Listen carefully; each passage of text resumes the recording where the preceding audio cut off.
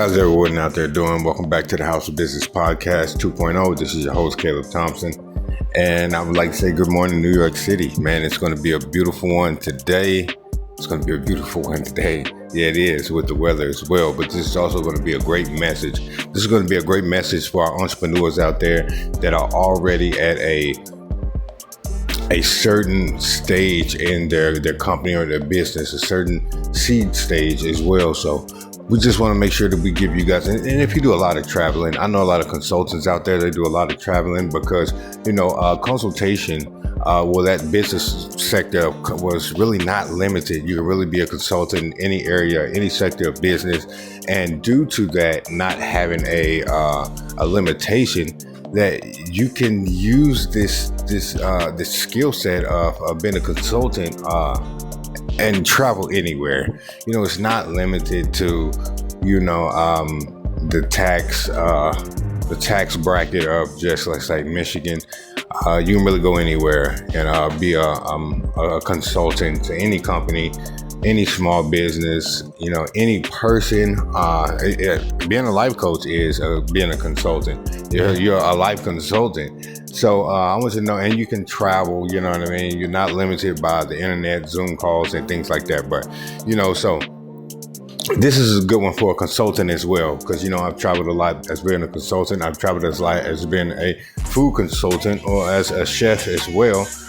We've renovated menus for many restaurants, giving ideas from restaurants out in Dubai, from restaurants here in New York City. So we've given plenty of recipes, revised plenty menus that people have adopted. A lot of our recipes, people have adopted a lot of our foods, a lot of our trends, a lot of our exotic gourmet cuisines at Thompson Square Gardens Restaurant Company. We also are in our Sweet Symphony, Sweet September Symphony, which we do every September. We give you 10 recipes, fall recipes, but they're dessert recipes, 10 fall dessert recipes. That's amazing. We have everything from the Dubai chocolate brownies to the red velvet caramel brownies as well. We also have the pineapple mint lollies, which is kind of like a popsicle. It's not really a fall, but it has those flavors. It has a summer pop to it, but they're good year round. But today we're going to have a good one today for you guys. This one is called, now you're going to love this one. This is called Jet Lag and Tax Hacks, Making Travel Work for You. Jet lag and tax hacks, making travel work for you. So this specific episode is basically tailored around tax deductions for business travel. Tax deductions for business travel, that you guys could travel and basically use as a tax deduction no matter how much you spend. And I'm going to give you a couple. I hate to get ahead of myself, like I always say, but we're going to go over 3 points that I've written down. Three things that I've experienced, and 3 things that's helped me. 3 things that's helped me on my business travel, and we're talking about from per diem to setting the budget, things like that. But we're going to get there. These are things that helped me and helped where it gave me a great deductible, and where it was explainable, where it could be deducted. You can't just go out there and take a whole trip to Miami and write it off as just because you use your business credit card or your company card from your account or finances from your company account doesn't mean that it is deductible. It has to be proven that this trip that you've taken has to primarily do with business. So number one is we need to define what qualifies as business travel.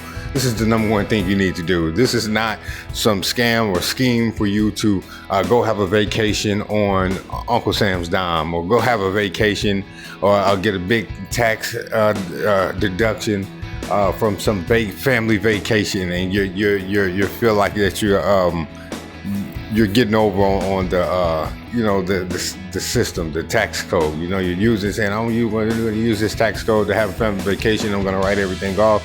It's not going to be 100% written off anyways, but A majority of it is, but that's not what we're doing here. We are finding ways to minimize, minimize. Well, we're finding ways to capitalize on spending money for the right reasons, for your business sake, and for team development, and etc. So, number one, you need to define what qualifies as business travel. This is something that you need to know. The trip must always, like I discussed before, it must primarily be for business, not for leisure. You can't, like I said, you can't just take it right off a trip to Miami just for leisure and then mask it over as business. This means that basically your main purpose is to attend meetings like some conferences, scouting markets, negotiating deals, or just conducting some type of client work. That is what needs to be done. So that qualifies as business travel. If the majority of these days that you're going on these trips are business related, like airfare and other major costs, it can usually be deducted. So if a majority of it is of the day, that the majority of the days that are business related, okay, it's just like this. Okay, so if I went to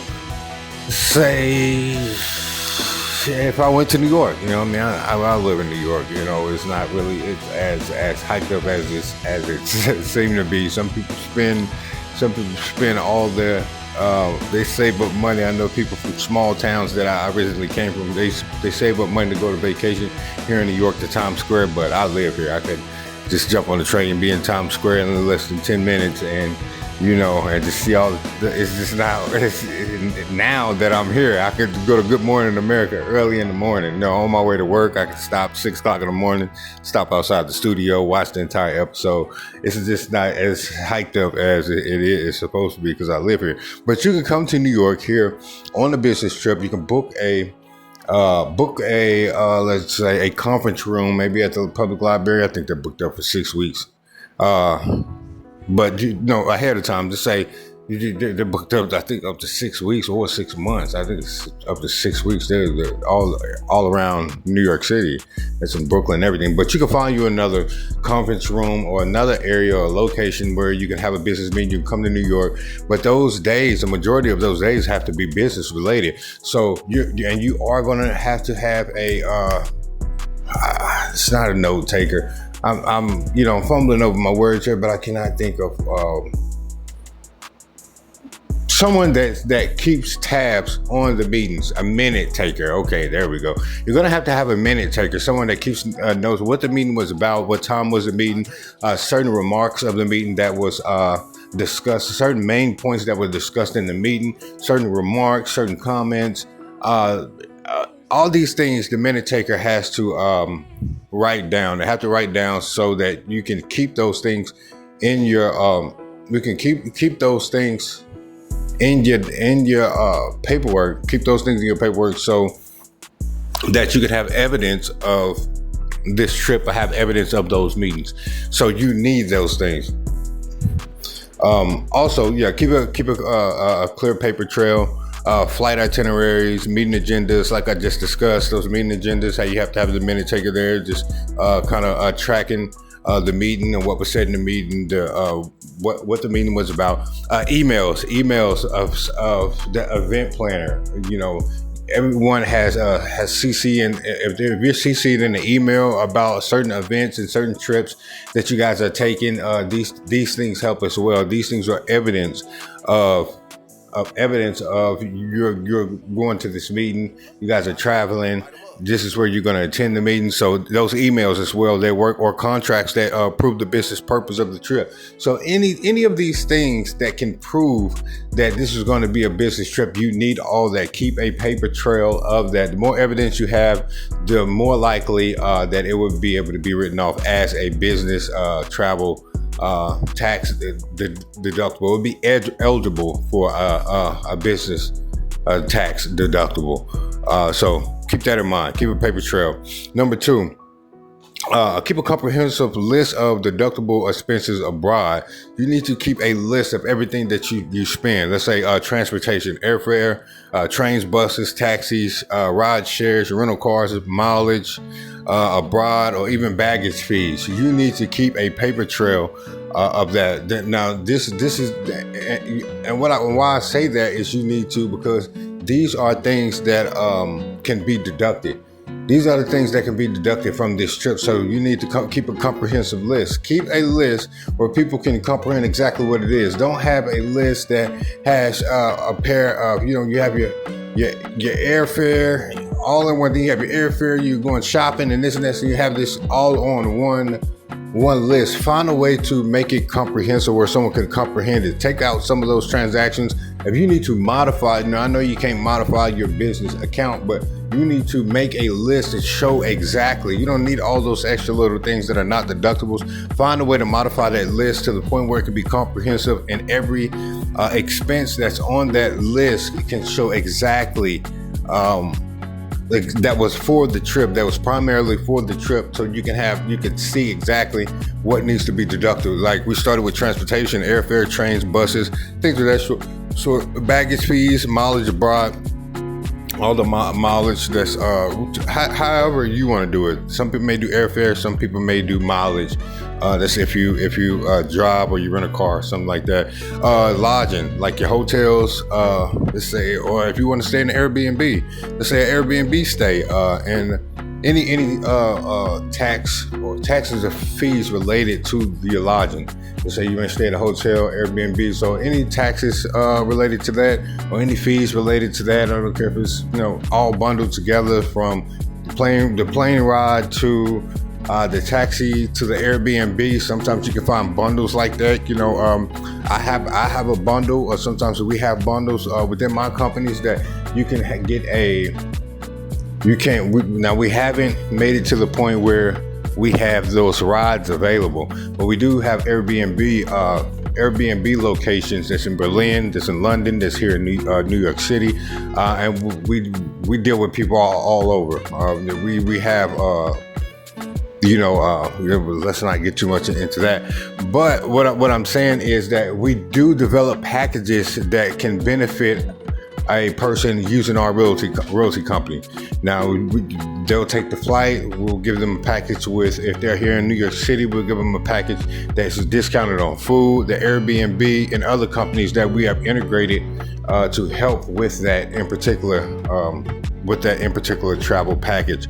So, and that's something that we want to upscale as well. Not only just upscale, that we want to bring more quality and value and add more value to our customers and our clients travel. So, that was just something I not just thought about, that we were already doing, collaborating within the companies that TSG Global Resource Management has. We have a lot of integration within our companies, bundles, things of that sort.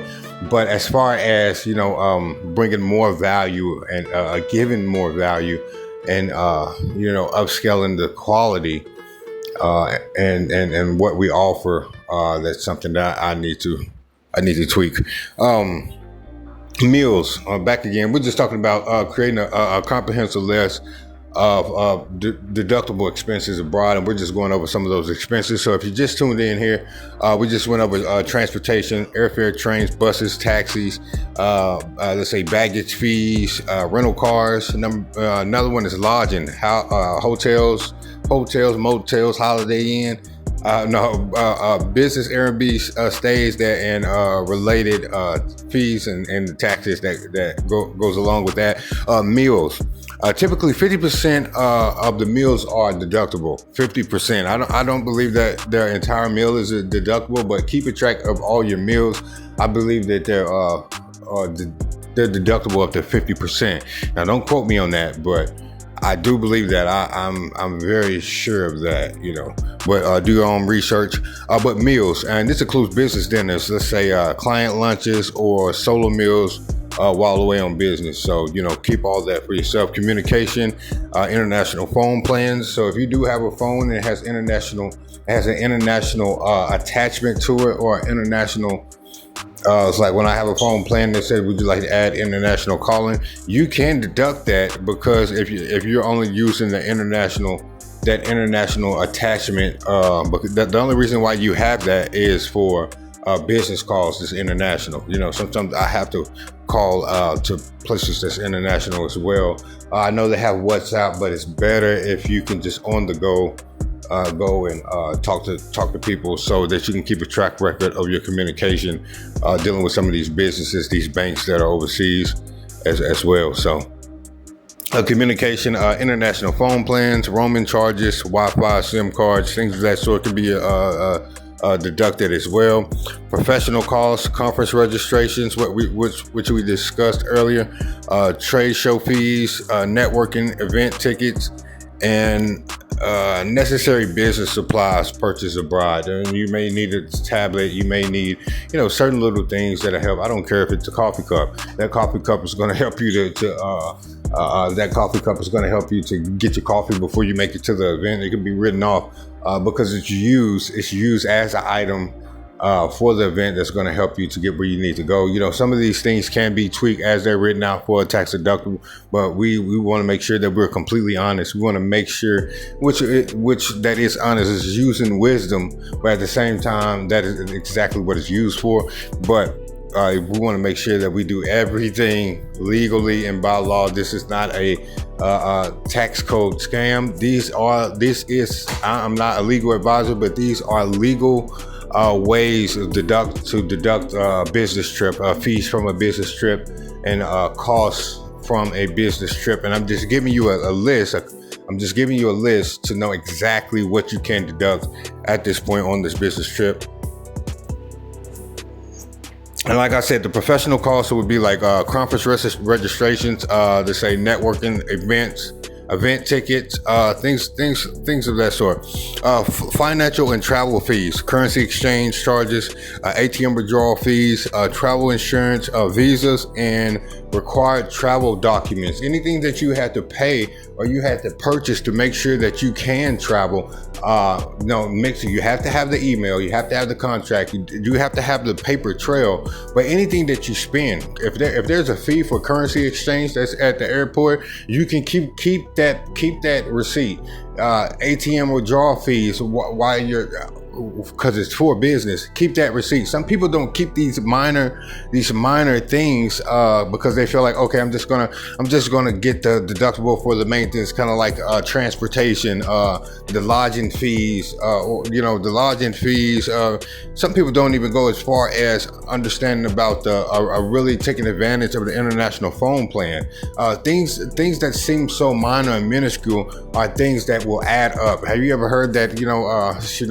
Pennies add up. You get 100 pennies, that's $1. Those things add up. But people don't really look at it like that. They just want to go for the gusto. So they really want to be exempted from these major fees. These major fees that they can get deductible, so they can kind of write those things off. But I want to let you know that these minor things add up as well. You get four minor things. Let's say international phone plan, maybe the Wi-Fi that you had to use, that you pay for, a Wi-Fi plan, that adds up. The ATM fees, currency exchange, the meals, 50% off on the meals, as a deductible. Those things add up, man. Those minor things, they add up. And the last one is just miscellaneous items. Let's say shipping business material, presentation gear that comes with you, or even tips, or tips or anything related to business service. Tips to your waitress. Anything, tips to the taxi driver. Those things add up. Just find a way to document those things, and they can help as well. They can add up when it comes to this. Once again, if you're just now tuning in, this is the House of Business Podcast. This is your host, Caleb Thompson. This episode is called Jet Lag and Tax Hacks, Making Travel Work for You as a Business Entrepreneur. We are helping you to understand what business travel is, and we are also helping you to understand what can be deducted, what can be a tax deductible when you are traveling for business. Like we just went over meals. Meals would be 50% off, be a 50% tax deduction. We're going to international phone plans, to say networking, tickets, conference registration, currency, converting currency at the airport. So all these things can be used as a deduction. as a tax deduction when you're traveling abroad. So that we just gave you guys a small comprehensive list. This list can be extensive, so you have to get the full list. I'm not a legal advisor. These are just a couple of talk points that I've written myself and that I experienced with business travel and things that I've written off as well while traveling. So and I'm almost 100% sure that, especially with the meals. Now, the meals, I do believe that they're 50%, but you guys can go and do your own research. But these are some good practical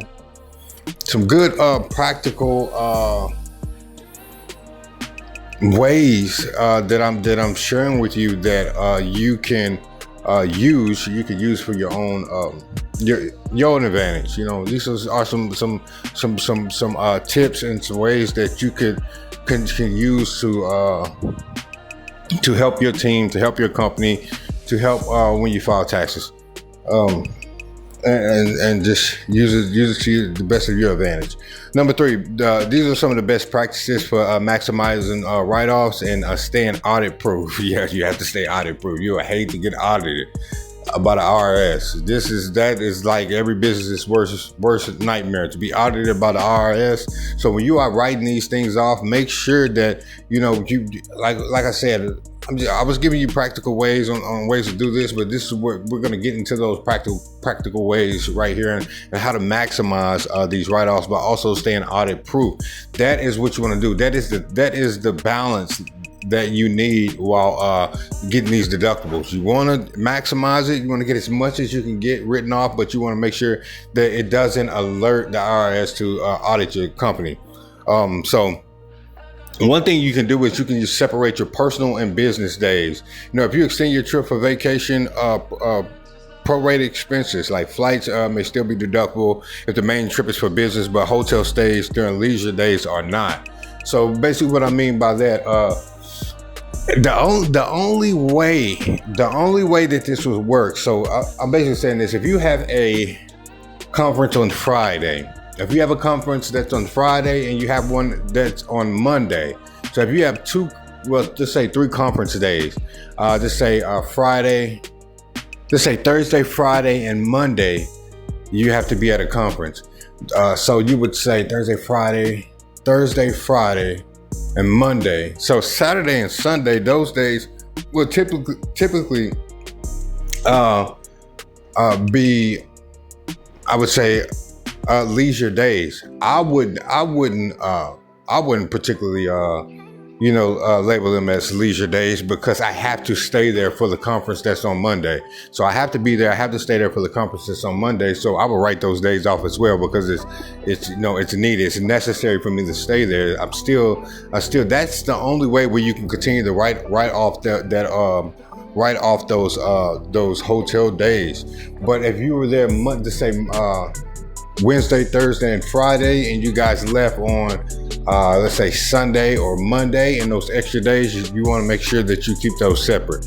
That's different, because that is the only way that you can write off all those days if you have to stay there over the weekend for that Monday conference night. So Thursday, Friday, and then Saturday and Sunday, you guys didn't have to be at a conference, and then that Monday was the last day of the conference. Then you can write off those other 2 days. Track every receipt. Use apps or cloud-based storage to keep digital copies. IRS and most global tax authorities prefer detailed documentation, so that's something that we discussed. Also, use per diem whenever it's applicable.